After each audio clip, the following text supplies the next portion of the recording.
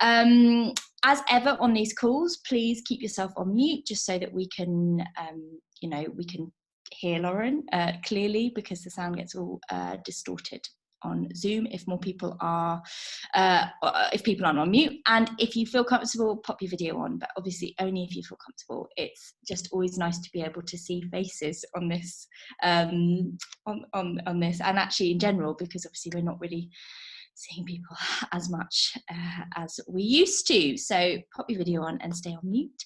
And without further ado, I'm going to hand this over to Lauren, because we've only got an hour, and I want to make sure that we can kind of take out as much of her wisdom from her brain and her body as we can. So Lauren Bell is the Yorkshire Therapist, and she joined us at the beginning of lockdown, as I mentioned, and she's joining us today to talk about post-lockdown worries and anxieties, and how you can start to take control of these, and how you can take control of these worries that you're having, which I think is one of the key things.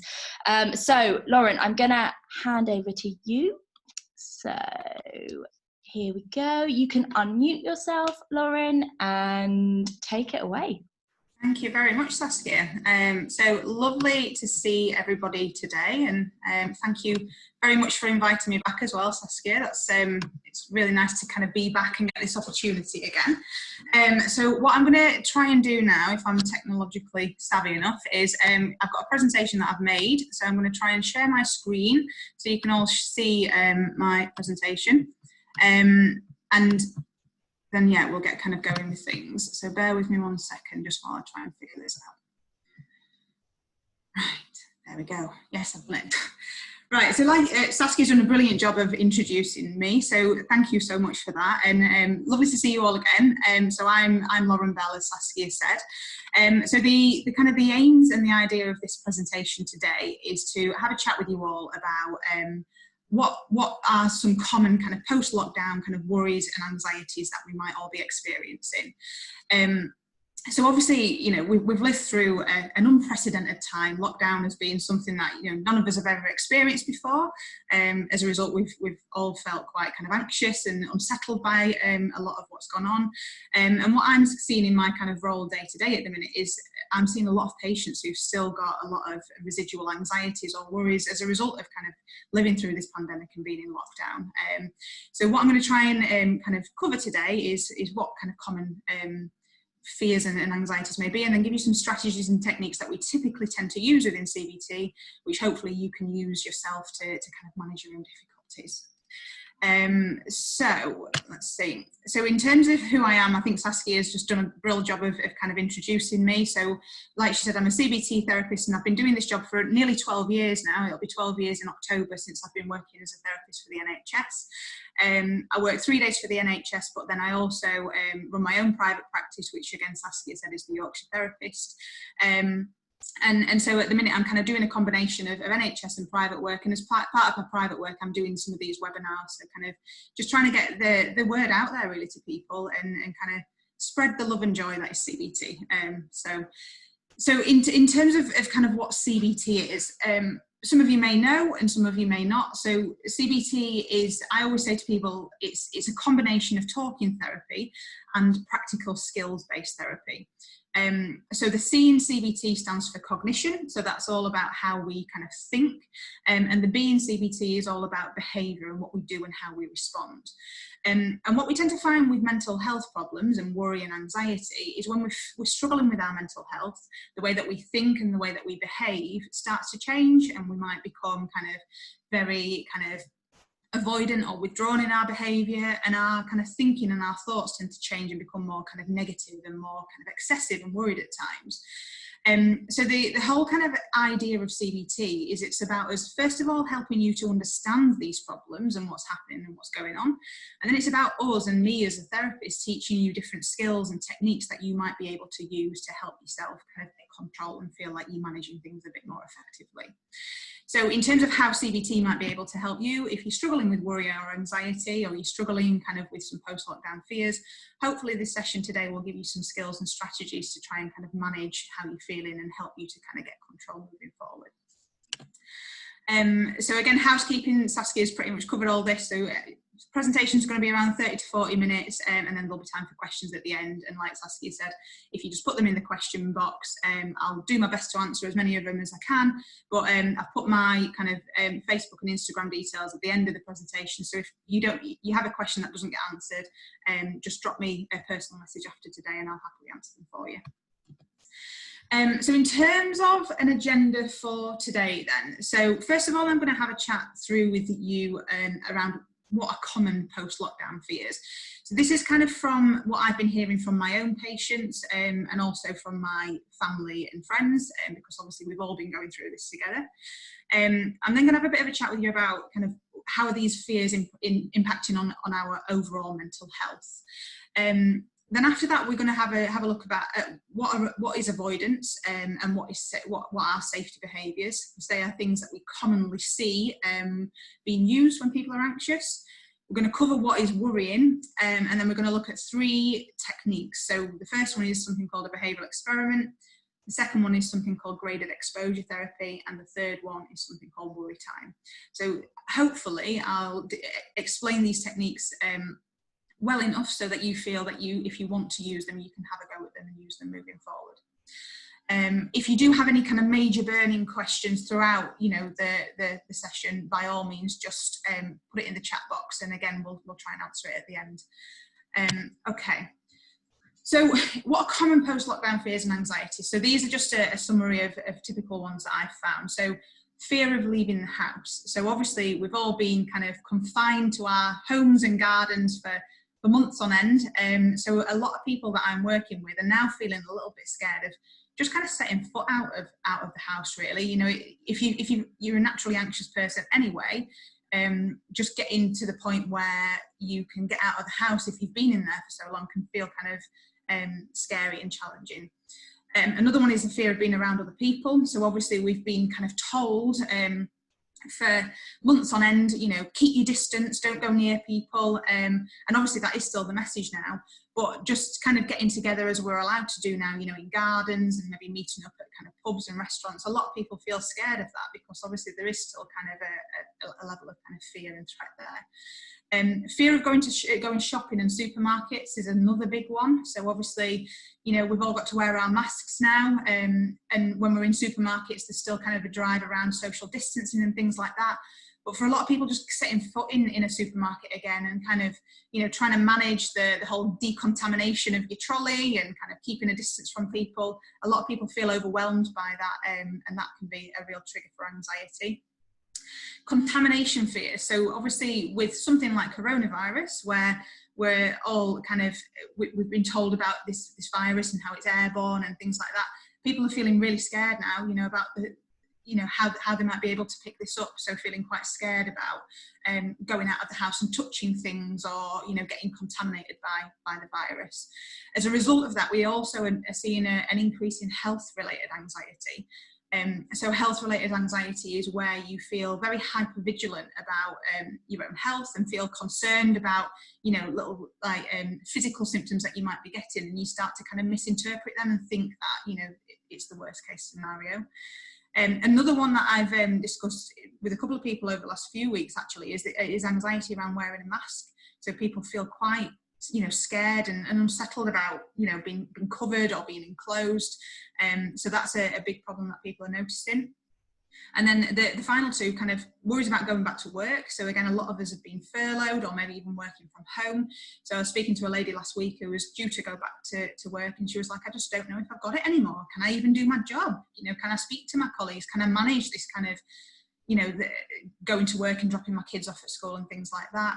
And then obviously, understandably, finally a worry about a second wave and a further lockdown, because obviously it's been difficult, it's been challenging, and the thought of that happening again, does feel quite daunting for a lot of people. So in terms of how these are impacting on our lives and our mental health, so a lot of people are feeling, like we said a minute ago, fearful to leave the house. But then a lot of people are withdrawing from family and friends. So I know throughout lockdown, a lot of people were just desperate to get back to, being able to see family and friends. But now we've got the prospect of being able to meet up with people a little bit more. There's then that very real fear of, how's it going to be? How am I going to interact with them again? I've not seen them for months, or, how will I pick up something, or will I pass something on? We're also seeing that people just aren't engaging in the previously enjoyed activities. So things that they maybe used to enjoy, you know, going out and seeing people, or going to the gym or things like that. Obviously life's very different now, so they're maybe not engaging in things like they used to do. We're also seeing like a lot of panickiness, wearing masks, and stress when doing your normal activities, just going to the shop. A lot of hypervigilance around health. So I've had a lot of people saying, oh, I'm Googling things all the time. Every time I get a cough or a sneeze, I think it's coronavirus. So we're seeing a hell of a lot of that, you know, on the increase. But then also a lot of people saying that because they're constantly kind of worrying about things and thinking about things, their heads are just feeling absolutely full and overwhelmed with kind of worries, and just feeling like they can't kind of get rid of these worries that are in the mind.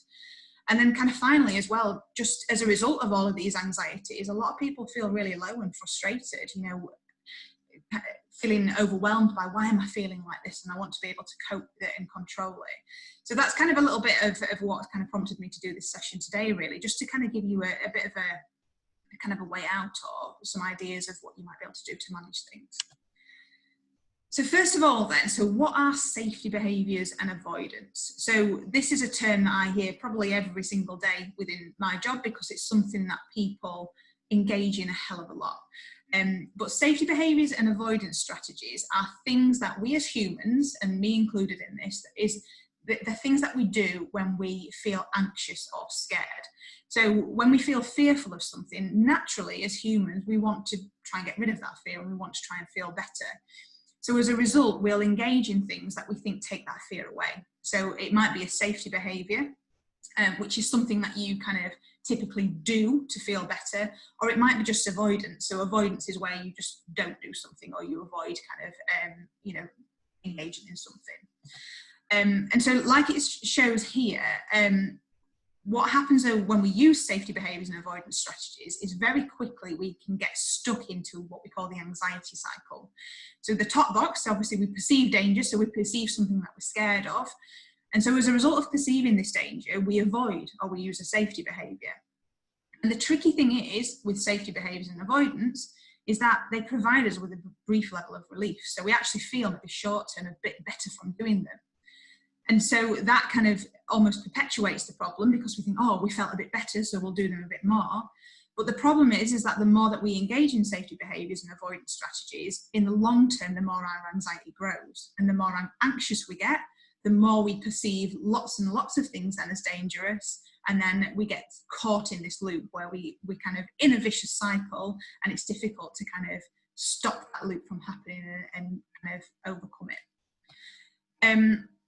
So in terms of what are common safety behaviours, so this is just a snapshot. So Googling is a big one.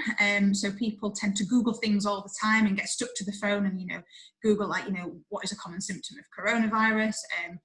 What happens if I start to, you know, if I get this symptom or that symptom? So they'll do a lot of Googling, a lot of checking. So that could be bodily checking, or just checking on things in general. It could be checking up on kids, or checking things around the house. Assurance seeking is a big thing as well. So checking in with other people, like, oh, do you feel like that? What should I do? You know, is this the right decision? Sometimes distraction can be a safety behaviour as well. So if you're feeling anxious, you'll get your phone out and distract and kind of avoid the problem. But to be fair, safety behaviours can be very kind of varied and very, you know, random at times, and kind of a very common one with panic attacks, for example, is breathing into a paper bag. So it's something that we do, and doctors often tell us to do to make ourselves feel better, but that is actually a safety behaviour. And so like I said here, sometimes people just have a couple of safety behaviours that they use, but sometimes people have many. And a lot of the time what I find when I'm working with people is, until I actually ask them what the safety behaviours are, they're just such a normal and integral part of their lives. They don't even realise, you know, that they use safety behaviours. And so sometimes in terms of overcoming them, the first step is just to kind of really understand what your safety behaviours are and what you use, how you're using them in the first place. So avoidance is a little bit different to safety behaviours. So safety behaviours are a specific thing that you use to manage anxiety, whereas avoidance is more of the absence of something. So it's where you kind of check out or withdraw or don't do something. So a good way to spot avoidance is to kind of ask yourself, am I avoiding certain activities? So am I putting things off because I'm scared of what the outcome will be? Am I avoiding certain emotions? So this is a very common thing. So you might have heard of the term of bottling things up. So when people kind of get upset, they'll avoid kind of properly engaging with that emotion. So they'll bottle things up and just don't avoid to let themselves get upset. But sometimes they might also avoid letting themselves get happy because, you know, they're scared of, oh, if I allow myself to be happy, how am I going to cope if something goes wrong? Avoidance of certain thoughts is a really, really common thing as well. So people will notice that they're starting to think about something and they'll try and block those thoughts out and as they pop into the mind. But then also people will avoid certain people or situations. So I suppose it's just checking in with yourself really and asking yourself, am I doing any of these things? Because again, until you ask those questions, sometimes you don't necessarily notice that you So in terms of the long term, so why safety behaviours and avoidance aren't helpful long term. So short term, like I said, and when we looked at the anxiety cycle, the reason we use safety behaviours and avoidance strategies is because they help and they provide some relief. So again, as humans, we want to feel better. That's a natural human instinct to want to kind of feel better and to feel less stressed and anxious. So if we get a bit of relief from a safety behaviour or an avoidance, of course, that becomes conditioned and we think, great, you know, this is a good way of coping. But the problem is that in the long term, these safety behaviours actually prevent change. So if we continue to use them, they actually feed and exaggerate our anxiety, and they actually prevent us from challenging any negative thoughts or predictions that we have about what's going to happen. So in the long term, they prevent you from challenging negative, anxious thoughts. They prevent you from dealing with your emotions. They just sideline it and they just brush it under the carpet. And they actually, you know, prevent you from realising that you can cope and you can overcome this situation. So, like I said on the bottom point here, although you think in the short term these safety behaviours and avoidance strategies are working, what we often find in the long run is it just makes your world smaller and you become more and more trapped and kind of controlled by these strategies, and life becomes smaller and feels a lot more limited. So just for a second, just kind of have a reflect and just think, is there, how might you be trapped at the minute by safety behaviours or avoidance strategies? Is there anything that you're currently doing that, after I've just brought this up now, that you think might be one of these things occurring? And actually, how is it impacting on life, and how might you be feeling a bit trapped by it? Okay. So what we're going to kind of have a look at now is starting to think about how we can overcome these things. So the reason why we kind of want people to try and overcome safety behaviours and avoidance is because if we choose, what I know and what kind of therapists know in general, is that if we choose to face the things that we're avoiding, actually long term, it can have a really, really positive impact on your mental and physical well-being. It can build your confidence, and as your confidence improves, your mental well-being improves. And actually, it can make you feel more balanced and in control. If you know that you're faced with something that makes you feel anxious, but you know how to cope with it, it can actually make you feel like, you know, you can cope with anything. And again, once you feel like you've got that kind of that resilience and that ability to cope with whatever curveballs life throws at you, it has a hugely positive impact on your well-being and mental health. So just for safety behaviours and avoidance specifically, there are two key strategies that we would tend to work on in CBT. So that's what I'm going to talk to you about now. I'm just going to have a check on time, see how we're doing. So the first technique is something called a behavioural experiment. So this is in CBT, something that we would call a cognitive technique. And the reason, although it says behavioural, the reason we call it a cognitive technique is because a behavioural experiment specifically tries to target what we call anxious predictions or anxious thoughts. And so the idea is there is a behavioural element of it, but the idea with these experiments is we're trying to really kind of drill into, so what is it that I'm worried about and what am I doing behaviourally as a result of that? So what we'd have a look at is like first of all, to do a behavioural experiment, you pick the behaviour you wanting to manipulate. So if it's like you're avoiding going to the shop, or you're avoiding wearing a mask, or you're using a certain safety behaviour, like Googling a hell of a lot, So first of all, you pick that behaviour that you want to target. And you have a think about, right, so what would I like to do to try and target this behaviour and work on it a little bit more differently? So again, if it's something like avoiding going to the shop, the experiment might be, you know, around trying to go out to the shop and gradually kind of go in there. Or if it's that you Google in too much and you're finding yourself locked on your phone all the time, you might decide to experiment with having a day without Googling or something like that. So you pick the behaviour you're going to challenge, and then you pick what your experiment is going to be. And then the next bit is the really important bit. So then you capture what your predictions are about what you think is going to happen if you engage in this new way of coping. And predictions, like I said a minute ago, are really, really important, because what we want to do is show your brain or try to find new evidence to challenge these anxious predictions and to show your brain that actually it doesn't need to behave in the way it's currently doing, because if we behave in a different way, that's actually more helpful. These worst case scenarios and these predictions don't actually come true. So you pick your behaviour, decide what you're going to do, and then have a think about what your predictions are. Then you have a go at your experiment, and then you capture your overall results and reflections and have a think about how you could use that moving forward. So here I've got, this is a behavioural experiment sheet that I would typically use with a patient, and I've put just a kind of example on here. So the first column is the behaviour we're going to stop and change. So for this person, they're avoiding wearing their mask when they're going out because they really don't like it. So the third column is what they're going to work on trying to do. So they're going to practice wearing the mask whilst out doing small trips to the corner shop. And then their prediction is their worst case scenario about what they think is going to happen if they wear the mask is, well, I feel like I can't breathe and I'm going to panic. And so we've rated out of 100% how much they believe that prediction to begin with. And again, that's a really helpful thing to do, because when we come to the end of an experiment, it can be useful to go back to that thought and think, well, did that happen? And if not, how much do you believe that prediction now? And sometimes if we notice a shift in kind of how much you believe the prediction, that can make a massive change in how much kind of control you feel you've got over this problem. And then the final two columns, so then after column 3, you then go out and you do your experiment. And then you come back and you write down what your results are. So for this person, they did several trips to the corner shop, they wore the mask, it was okay, they didn't panic even though they thought they would do, and it got easier the more they did it.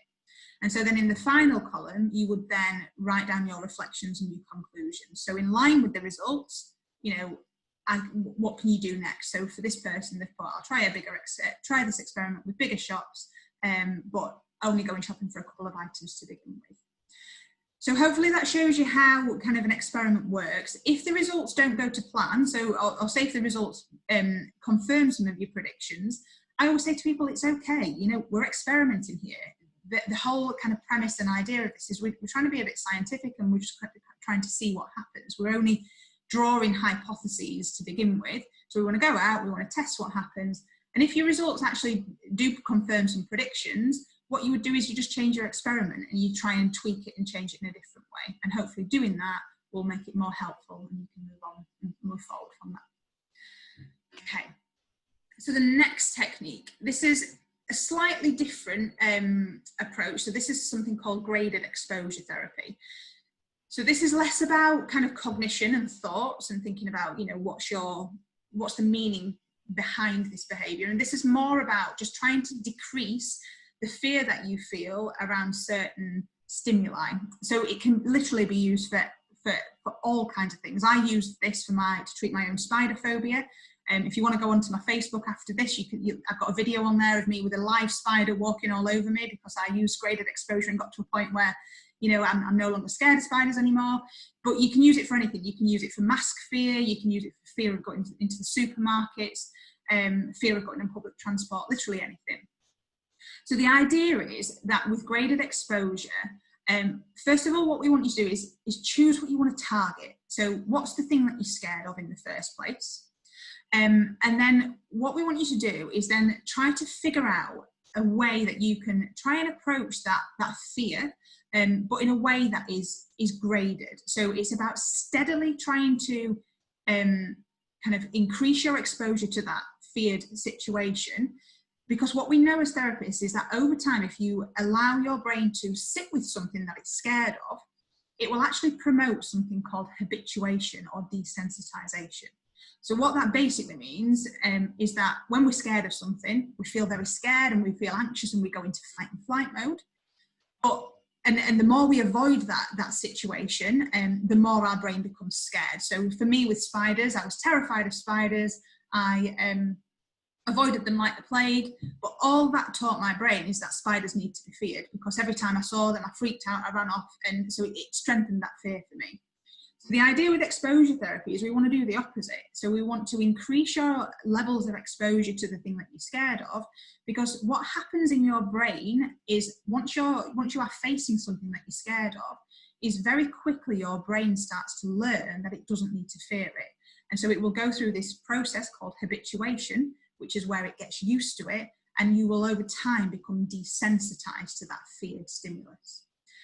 So when you're using exposure therapy, and I'm going to show you a couple of pictures in a minute, which might hopefully help to make it make sense. But when you're going through exposure therapy or using it yourself, you need to stick to the 4 core conditions. So you need to grade it. So there's no point throwing yourself in the absolute deep end with something that you're scared of. Because if you throw yourself in at the deep end, you're just going to scare yourself more, and it's just going to make it feel overwhelming. We call it flooding, so you get flooded with emotion, and it just makes it 10 times harder to work on. So we want to grade it, baby steps. Once we've graded it, we then want to repeat every step. And the reason we want to repeat every step is because if you just do something once, our brains are real clever, and they actually think it's just a fluke. So you'll write that off. So if you do it once and you think, oh yeah, that was all right. So with me, with a spider, you know, I work with a little spider to begin with, get okay with that.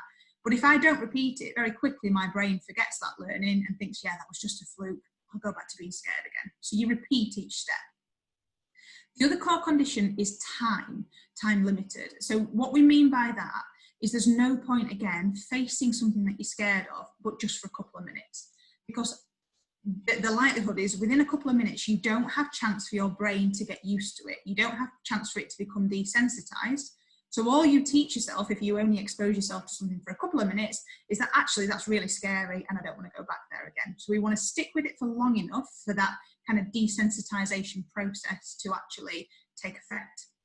And then the final thing we would do with graded exposure is approach each goal that we're setting for ourselves without distraction. So again, if it's going to the shops that you're scared of, you wouldn't go to the shops and play on your phone constantly. Or if it's something that you're scared of, like with me, with a spider, you wouldn't have a spider in a box sat next to you and then be playing on your phone. Because all your brain learns is that it needs to do that distraction to feel okay, and that it can't actually be okay with the thing that you're scared of on its own. So it's just really, really important that you don't distract yourself. You allow yourself and your brain to get used to it properly. And what that should hopefully do is help your brain to go through that habituation process much quicker. So this little graph here, it's just a nice, you've probably seen me doing this, and what I'm kind of referring to is this kind of exposure graph really. So what we see is the first time we engage in exposure, we get a peak of anxiety, and it takes a little bit of time for you to kind of get over the top of that peak, and then the anxiety to drop. But this drop that we're seeing here is basically habituation or desensitization happening. So the first time you do that, it will take a bit of time for that to happen. But again, with the repeated nature of exposure, is if you continue to repeat it over time, you will get to a point where you can face your fear and you get much, much less anxiety, and hopefully get to a point where it doesn't make you feel anxious at all. And this here is basically just a diagram of what a hierarchy would look like. So a hierarchy is something that we use within exposure to kind of grade how we're going to kind of work on things. So at the top, you've got your absolute worst fear, and then at the bottom, you've got something that you feel a little bit more kind of able to approach. And so you will basically do it like, it's like a bit of a step ladder. So you'd put something at the bottom, you'd work on that first, you'd repeat your exposure to that as much as possible until your anxiety has got to at least kind of half of what it was to begin with for that first step. And then once you've done that, you move on to the next level and follow that same process moving forward. So this form here is basically just a form that you could use to monitor your exposure progress. So at the top, you write what it is that you're working on. So for me, to begin with, it was maybe looking at pictures of spiders.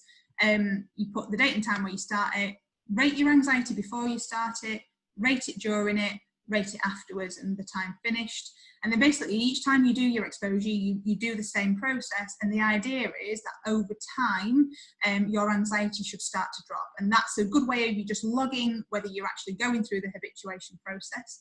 And if you are, what I would say is wait till your initial, so whatever your initial exposure scores are, wait till they're at least 50% lower before you then move on to the next step.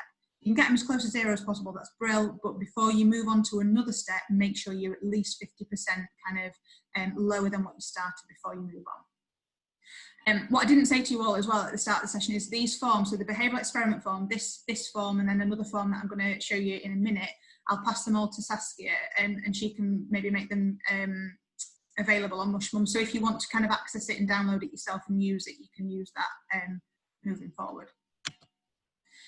So just a quick reflection again. So how do you think, just reflecting on what we've said about experiments and exposure, so is there any way that you could use these in your own life? You know, are there any experiments that you could set up, or is there any exposure that you could potentially do that might be helpful?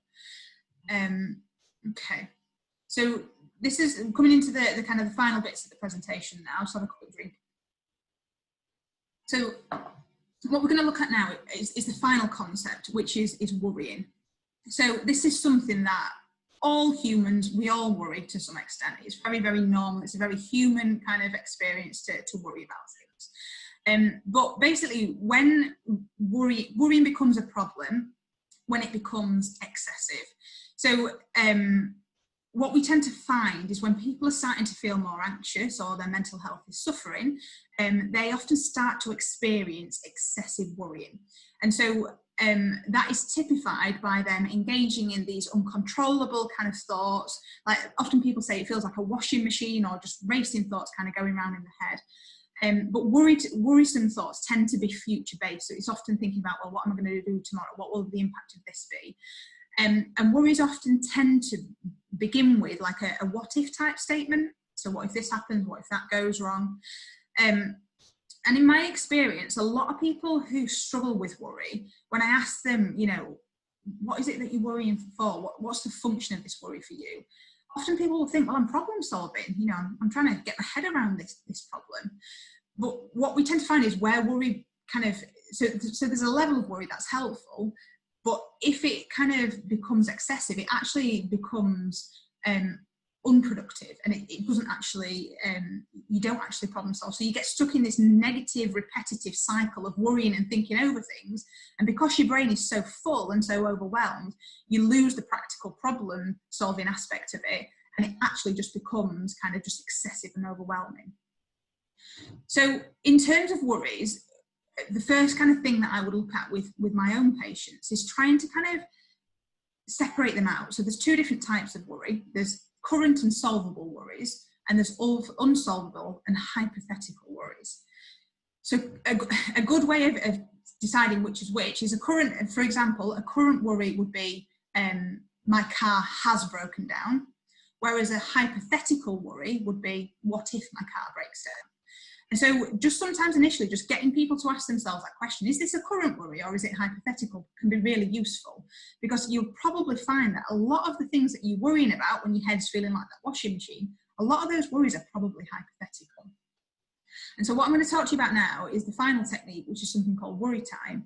And this is a really good technique that can be used for hypothetical worries. So current or solvable worries, you try and problem solve in a practical kind of way. So if your car's broken down, you bring the mechanic and get it booked in.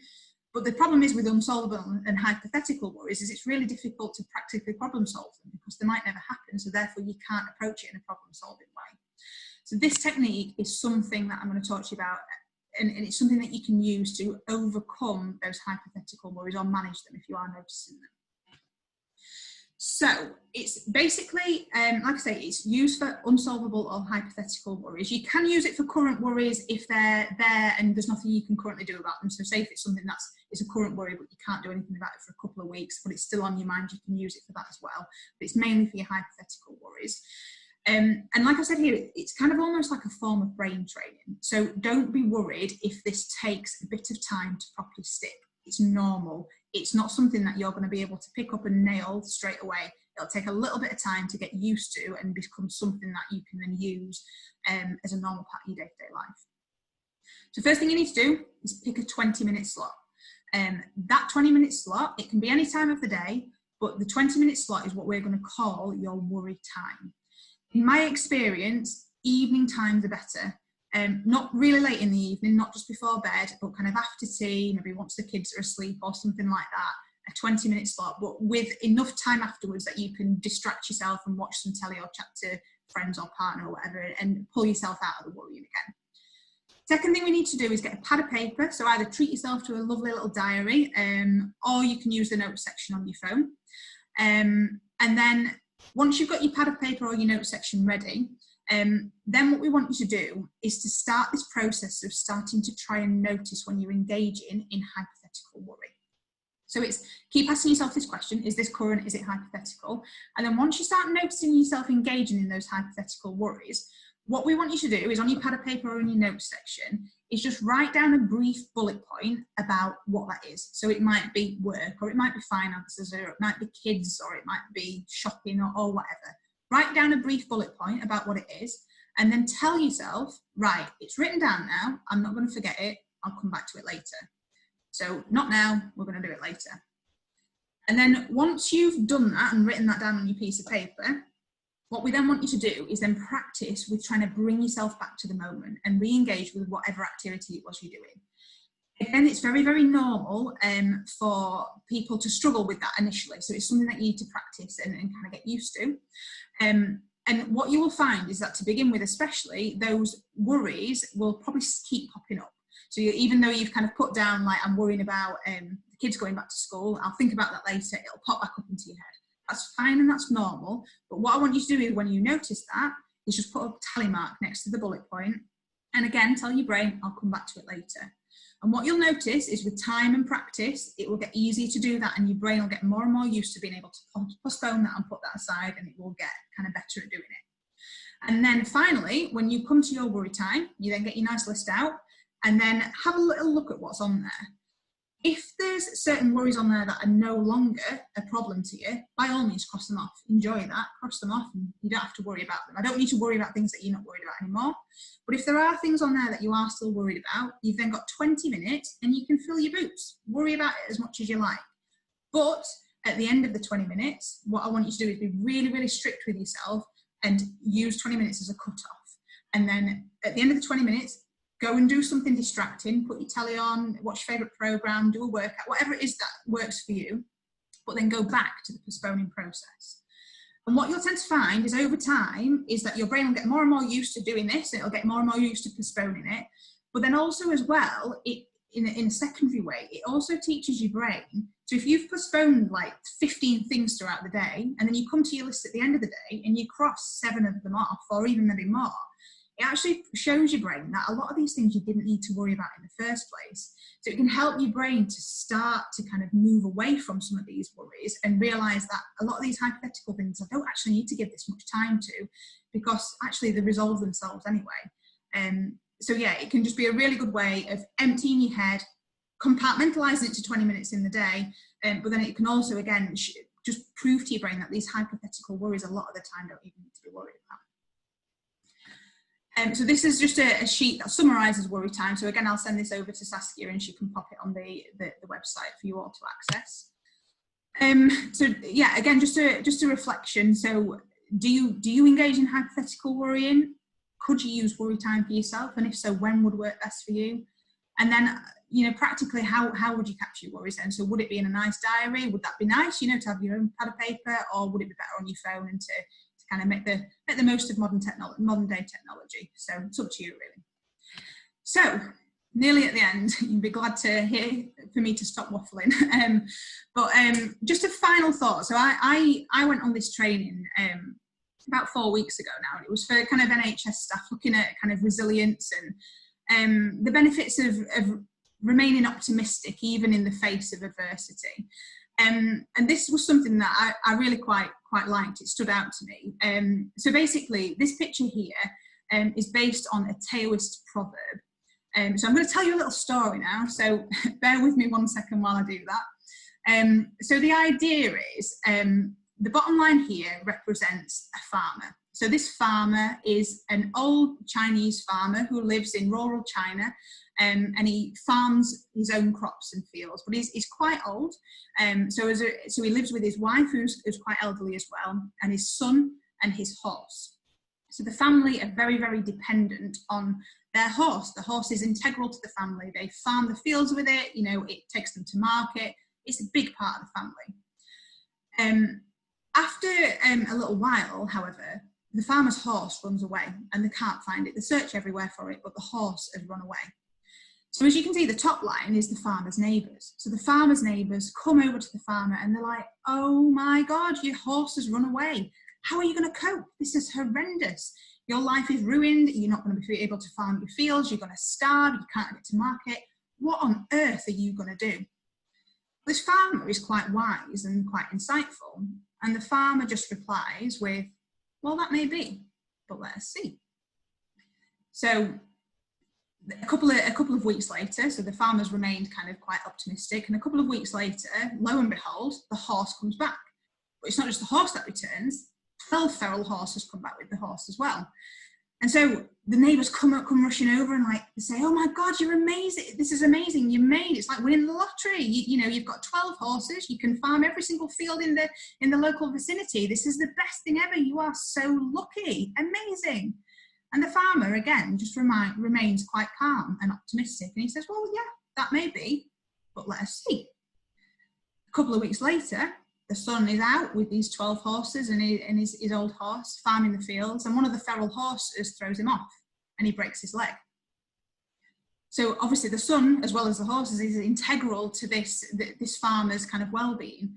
And again, the neighbours come around and say, oh my God, you might have 12 horses, but your son's broken his leg now. You've got no way of kind of farming the fields. Again, you're going to starve. You've got no way of kind of keeping yourselves going. And the farmer, again, remains just quite optimistic and says, that may be, but let us see. And a couple of weeks later, a world war breaks out and all men of working age are called up and enlisted to duty. And that includes a lot of the neighbours and a lot of their sons. And sadly, many, many men die. The farmer's son, however, because he broke his leg, wasn't able to go to war, and so he remains at home and is able to help the farmer and very soon go back to kind of ploughing the fields and helping the whole community survive. And so basically, it's what I really like about this is it's trying to kind of explain how sometimes, so we've got two options. When life throws us curveballs, which it does to all of us, we've got two options. We can either be like the neighbours and we can kind of be on that roller coaster and choose to engage in the highs and lows and be really, really emotionally kind of upset and affected by the things that happen. Or we can choose to take a slightly more kind of detached or diffused, kind of more optimistic approach. So it's not kind of, again, we're still going to recognise what's happening to us, but rather than getting engaged in it and allowing ourselves to get carried away, it's just taking that step back and trying to keep that level of optimism and of thinking, you know, that may be, but let us see. And so I like this because I kind of think that this is something that I can massively learn from myself. But I'm just wondering, you know, could any of you kind of apply this to yourselves at all as well? So have you ever experienced things working out in the end? And what maybe would happen for us all if, rather than when life throws us a curveball, if we just get massively overwhelmed and uptight and kind of involved in it, what would happen if we just stood back and allowed ourselves just to reflect on it a little bit more and just see what happens? And yeah, I'm just wondering how that might be helpful for all of us and for you maybe. And I know I've used this a couple of times myself in the last couple of weeks, you know, when life's thrown me a few different things, and rather than kind of getting upset and stressed about it, I just thought, right, okay, that may be, but let's see. And actually I've been surprised at how things do tend to work out. So it's just sometimes a nice mindset to try and hold if you are struggling. So thank you all for listening to me. We'll have some time for some questions now. Like I say, the worksheets, I'll pass them to Saskia and she can share them with you all. But again, feel free to contact me directly if you do want to. There's my website there and also my Facebook and Instagram handles if you want to get in contact. So yeah, any questions, please let me know, and yeah, fire away in the chat box. Amazing. Thank you so much, Lauren. There's so many different, like, you covered so much.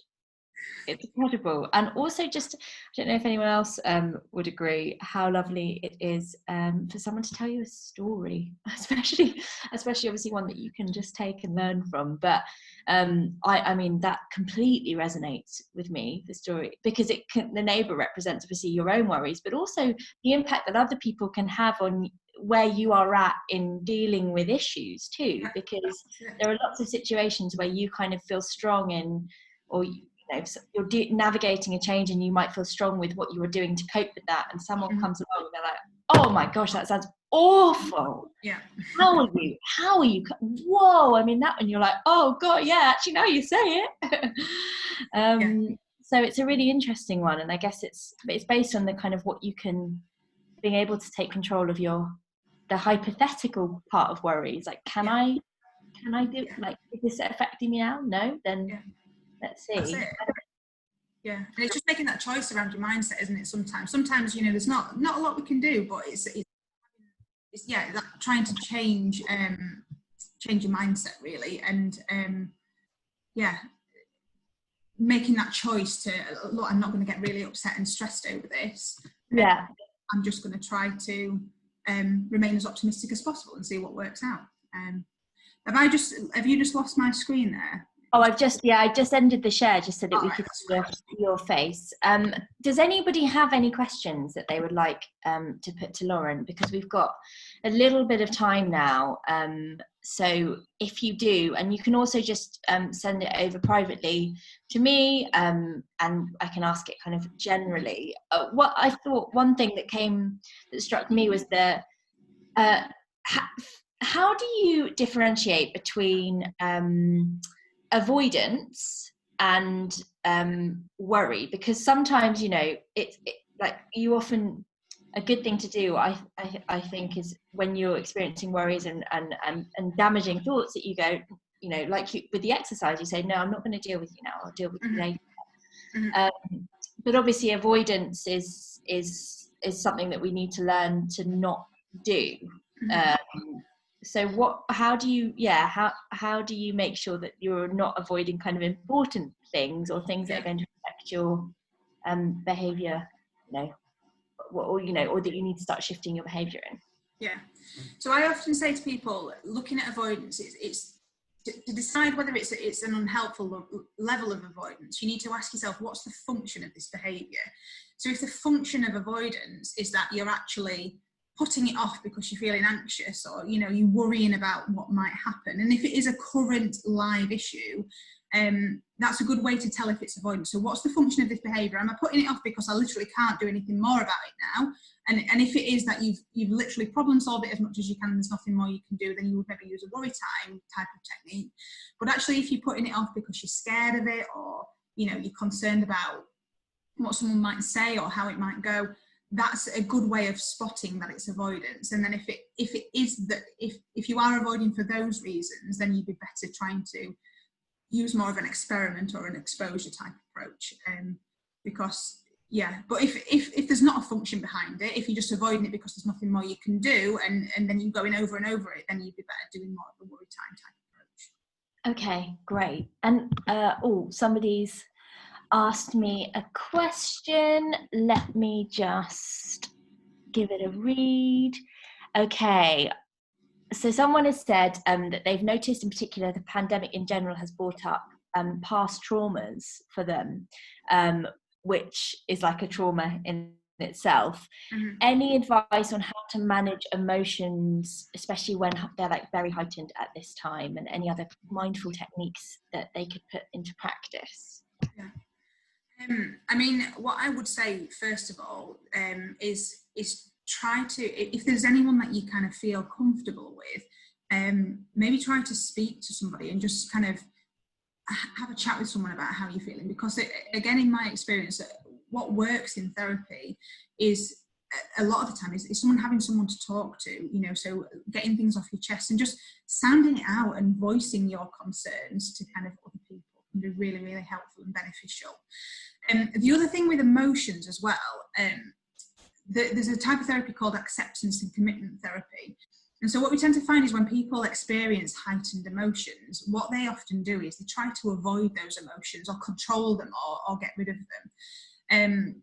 I use the analogy of like a beach ball. So people, think of yourself like swimming in a pool on holiday, and you get this kind of beach ball of emotions that comes up to you.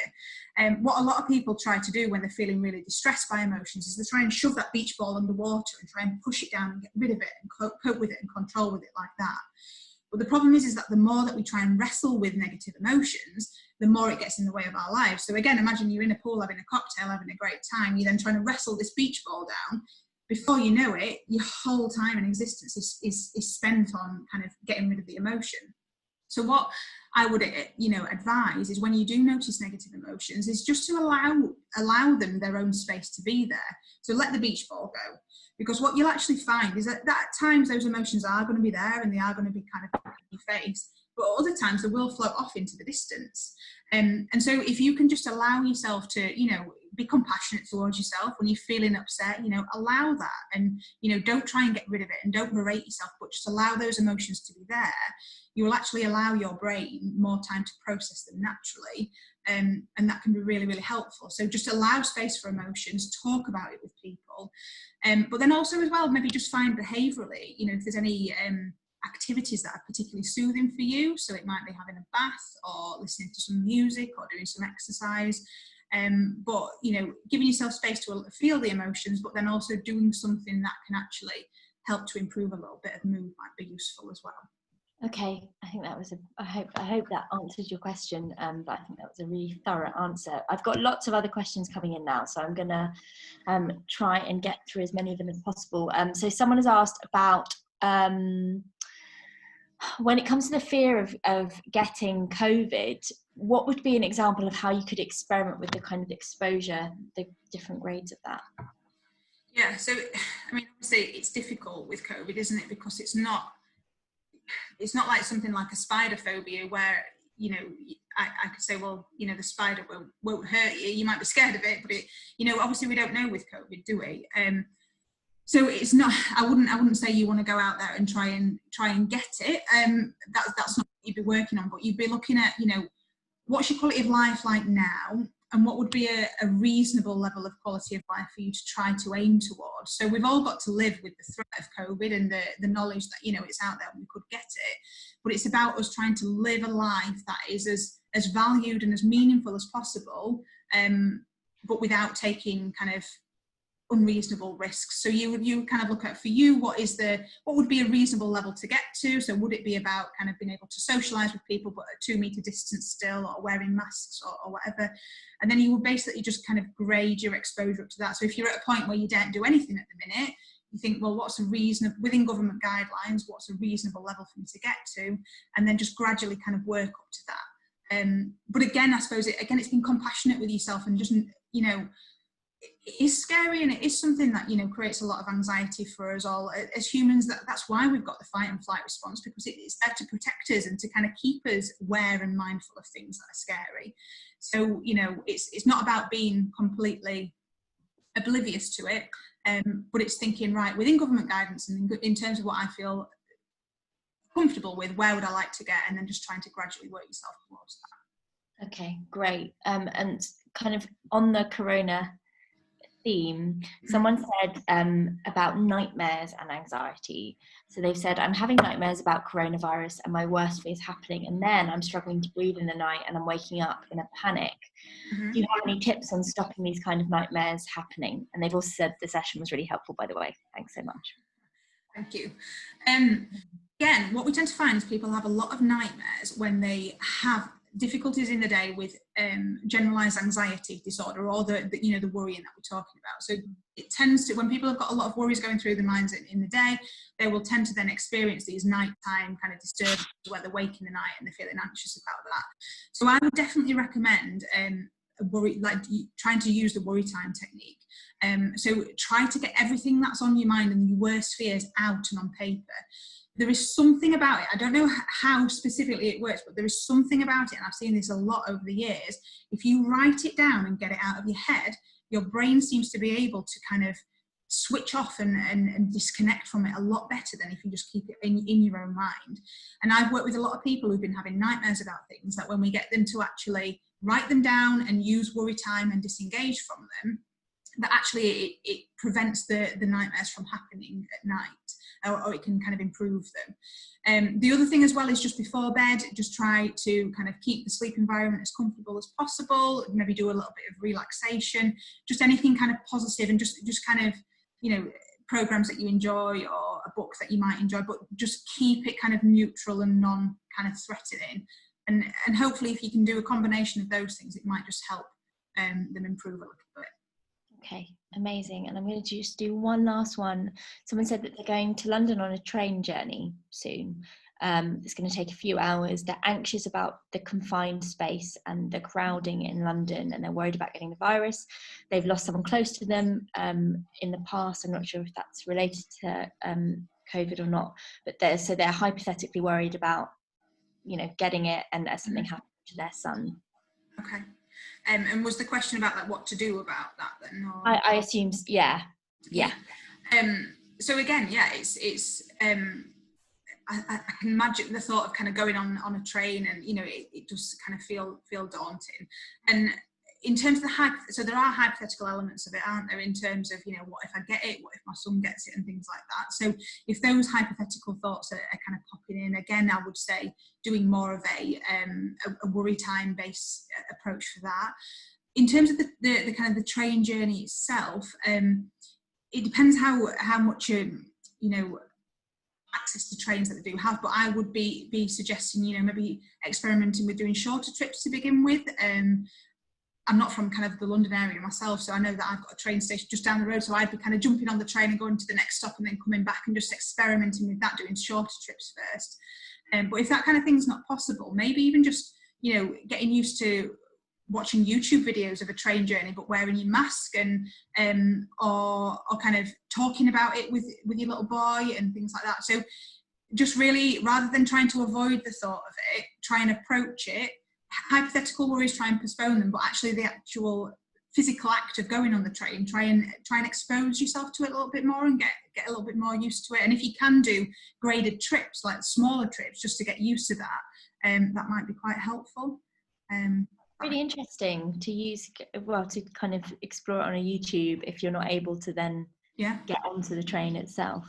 Yeah, we do that a lot with people. So like for flying phobia, for example, we'll have a YouTube clip up of a plane and get people to kind of sit and you know, pretend they're on the plane and be kind of in that, and it works a treat. It's obviously different, but it can be really quite helpful. Amazing. Well, that gives us, I think, a lot of food for thought. And the last thing to come in said, will you get a recording of this session? I think lots of people, I've had so many messages from people saying how helpful this was. So I think this is probably going to be, I'm definitely going to watch it again to try and make sure I can put some of this stuff into practice. So yes, the recording will be sent around next Sunday, well, this coming Sunday on in the newsletter that you get in your inbox. But thank you so much, Lauren. I think you covered so much, but also you made it, for me personally, I just feel like a lot of things, I've got new, very positive techniques I can put into practice that are actually going to help me to start like changing the way that my worries are manifesting and things like that. So that feels really, really helpful. And I've got so many messages of people saying thank you too. So thank you so much. Yeah, thank you so much for having me back again. And yeah, if anyone wants to ask me any direct questions, obviously just contact me and I'll be happy to help. So that was on Instagram, were you the Yorkshire Therapist? Yeah, on Instagram it's at the Yorkshire Therapist, and then on Facebook it's at Therapy in Yorkshire. So yeah, if you want to contact me directly on either of those, I'll happily answer any questions you've got. But yeah, thank you so much for having me. It's been a pleasure. Thank you, and thanks everybody for joining us. We had so many people on this call, so I hope that you can take all of this wisdom into your day and use it to help you face some of these anxieties and worries that you're dealing with at the moment. Tomorrow we've got Rachel Prince, who's going to be doing postnatal exercise, and on Thursday we've got childcare experts talking about